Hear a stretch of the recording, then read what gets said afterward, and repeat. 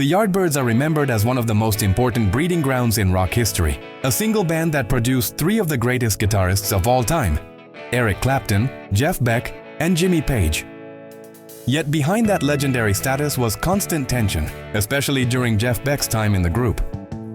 Among all the songs the Yardbirds recorded in the mid-1960s, there was one that Jeff Beck later described with brutal honesty as awful. The song was For Your Love. Released in 1965, For Your Love became the Yardbirds' first major international hit. It climbed the charts, brought the band mainstream attention, and pushed them from underground blues clubs into pop stardom. Jeff Beck hated it.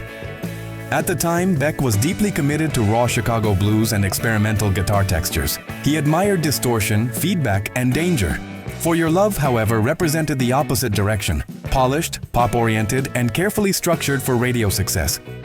The song's harpsichord riff, written by Graham Gouldman, was especially offensive to Beck's sensibilities. To him, it felt artificial and restrained, stripping the band of its blues authenticity. Years later, Beck would dismiss the track outright, calling it awful and blaming it for derailing the Yardbirds' original identity.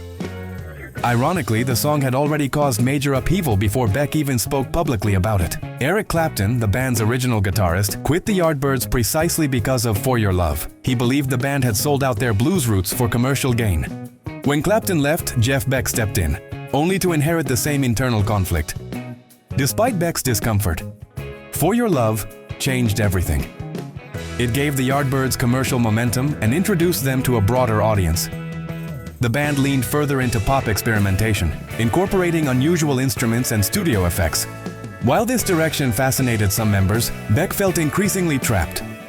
On stage, Beck tried to sabotage the song's cleanliness with aggressive phrasing and distorted tones. He pushed his amplifier harder, bending notes and injecting chaos into an otherwise controlled arrangement. In many ways, his frustration fueled the revolutionary guitar techniques that later defined his solo career. But tension followed him. Beck's unpredictable behavior and refusal to compromise eventually strained relationships within the band. By 1966, Jimmy Page joined the Yardbirds, initially on bass, later sharing guitar duties with Beck. The creative chaos reached a breaking point. Not long after, Jeff Beck was fired.